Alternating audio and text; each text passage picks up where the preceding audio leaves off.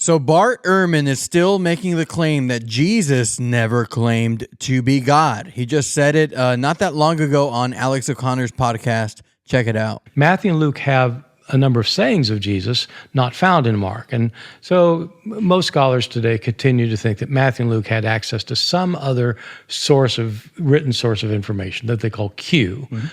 Q is a group of Jesus sayings that Matthew and Luke had access to.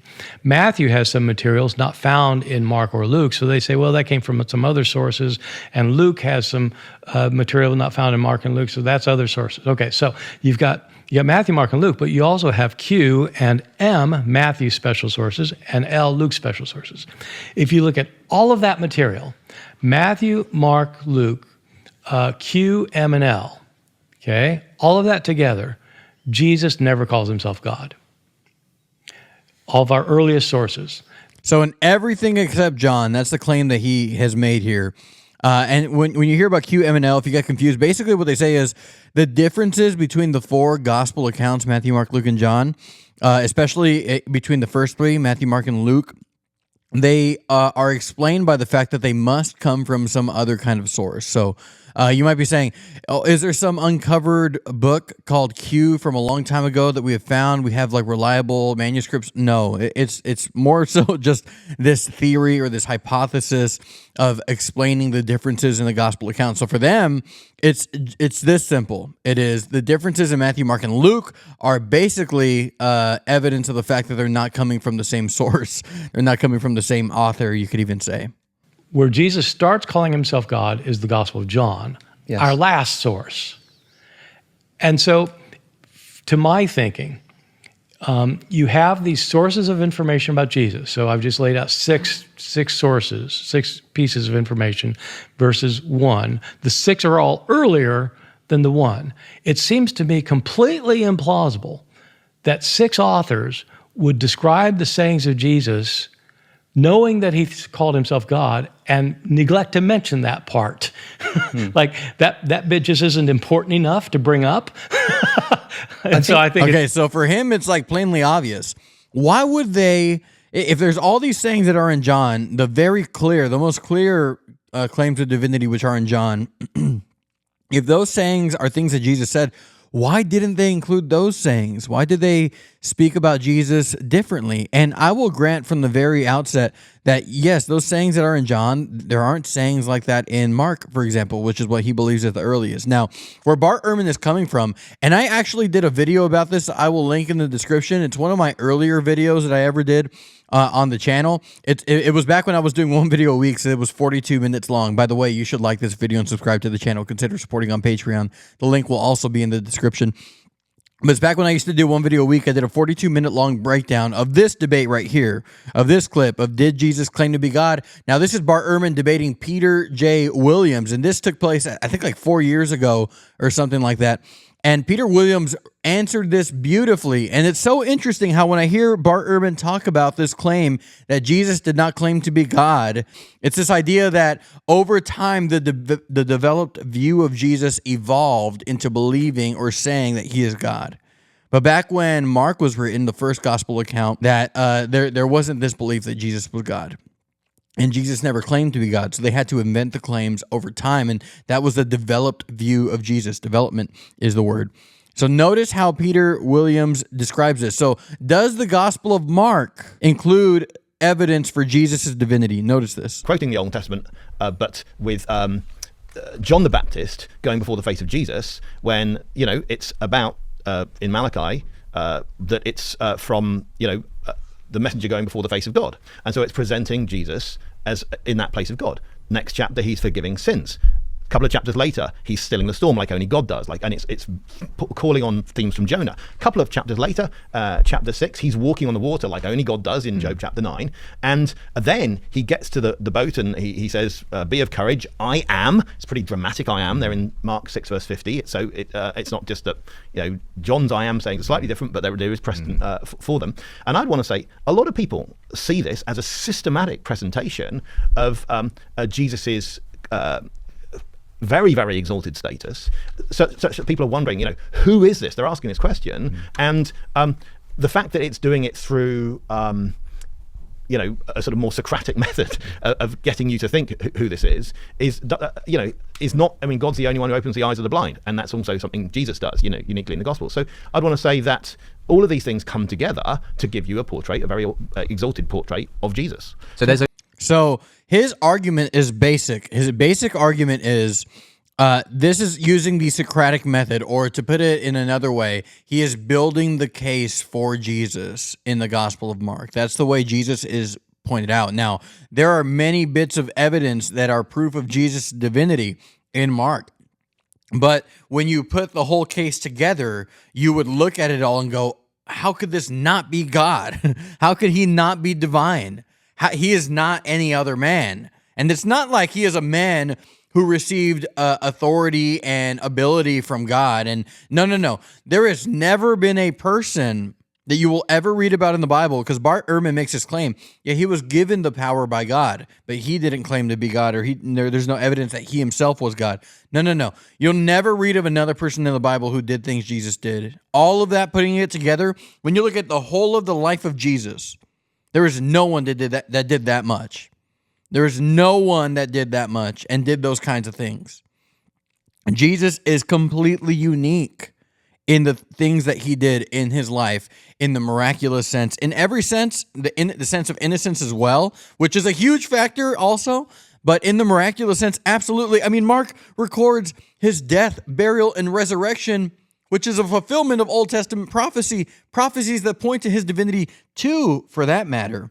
Notice Bart Ehrman's answer here and how Peter Williams brilliantly presses him on this. So there's a consistency as far as you're concerned between those earlier, if you like, accounts in Mark. I think the whole question of development, we've got to say, when we lay out sources and we say this comes before this and this, what actually are we basing that on? How much is historically verifiable? How much of it is philosophical system? How much of it is literary system, and what's fed into that? And I think all of those things have to be laid on the table so that you can be very clear about when you're saying this is a fact, what's it actually based on. Yeah, so I'd love to respond to that.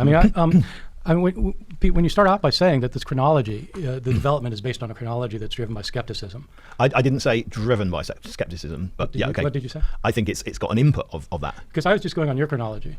I mean, you said earlier that you think Mark was the first gospel. I haven't said that. Oh, okay. You said that you thought John was the end of the first. It was the last gospel. Yes, I have said that. Which one do you think is first? I don't have a view. Okay. Would you agree John's later than the others? Yeah. Yeah. Okay. That's all. That's the only development I need, and I don't see why skepticism has anything to do with that. I mean, I believe this when I was an evangelical Christian, and so, but then you want to say that it's wrong to say that Jesus isn't portrayed as divine in Mark because of all these other things. And I know you can go through them one by one. No. There are things you say that aren't true. I mean, it's not true that only God can heal the blind. Okay, so he says, go through them one by one. He breaks down the entire book of Mark, which is what Peter Williams just did. Go through them one by one. Let's talk about him. And he goes, no, I don't want to do that. But now he's going to focus on this one. Only God can heal the blind, which is a claim that Peter Williams made. Prophets do it all the time. Faith healers do it. So they do it with the power of God. In the Old Testament. Yes. So, and in the New Testament, I mean, where in the Old Testament people heal the blind? Well, in Jewish tradition, it's all over the place. Yeah, but not in the Old Testament. Yes. But why would you say that only God can heal the blind? I mean, I know people who say they were blind. I'm trying to think, in the Old Testament, where are there people who heal the blind? I don't know of any. There aren't any. So, but I didn't say anything about the Old Testament. So I was saying, sorry. Go ahead. I'm saying in the Old Testament portrayal, only God heals the blind, and then Jesus comes along and does it. But so do other Jewish healers. I think it's significant the way Jesus is portrayed. If you think about the it doesn't make somebody divine to be able to heal somebody. You have healers throughout history. They aren't God. They're empowered by God. Notice what he's doing. Notice what he's doing. Now, I've done a 42-minute breakdown on this, and I haven't watched it ever since then. I don't know if I noticed this in that video back then. Again, please check it out. I talk a lot more in that one about this specific debate, this specific segment. He stated it as a matter of fact, and Peter goes, where? Where did he say it? And he goes, I mean, it happens. And he goes, well, and then he moves the goalposts. He goes, it happens in the Old Testament. He goes, well, Jewish tradition or faith healers. That's not the argument that he was making. He said Old Testament. Only God heals the blind. And he goes, well, Jewish tradition, that's not Old Testament. Faith healers, that's not Old Testament. Where in the Old Testament? He goes, I didn't say Old Testament. That's literally what he just said. But so do other Jewish healers. I think it's significant the way Jesus is portrayed. If you think about it doesn't make somebody divine to be able to heal somebody. You have healers. And now he moves the goalpost again. Well, it doesn't make someone divine to heal someone, just any healing at all. That's not the argument. The argument was only God heals the blind. throughout history. They aren't God. They're empowered by God. But I think that the signs in the message to John the Baptist is one of the things. Okay. So that's just a side point. I just don't think it's true. But And then he just shrugs it off, and then he tries to continue in the argument. But you notice that he gets pressed on actual facts, and this case, he doesn't answer it. How Mark is building this case for the divinity of Jesus throughout the Gospel of Mark. And that is a claim of Jesus' divinity. He's going to later move the goalposts a little bit again, and he's going to say, well, Jesus didn't call himself divine. I believe that Mark thinks that Jesus is divine, but Jesus didn't call himself divine.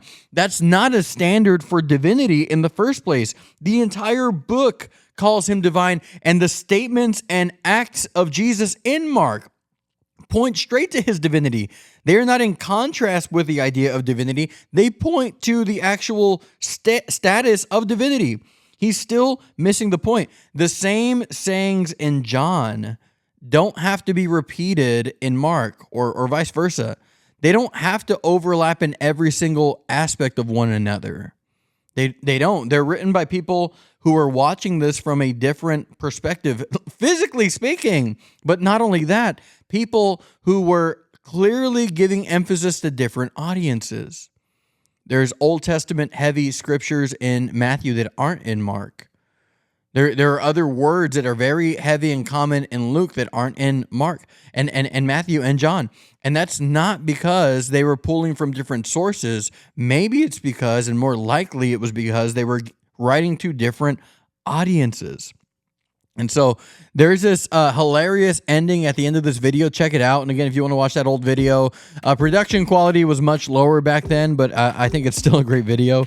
But it's so interesting how he says that. Why doesn't it record Jesus saying it? That's not the burden of proof that we've got to get to. That's not what the burden of proof is at all.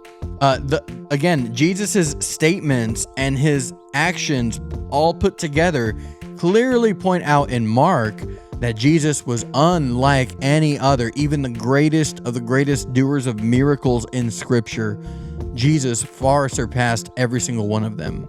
Well, let me know what you think. Am I wrong about this? Like the video, subscribe to the channel, consider supporting on Patreon. The link is right here below in the description. Let me know what you think.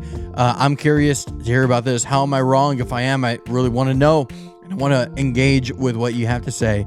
Let me know what you think. God bless you. Talk to you soon. Goodbye.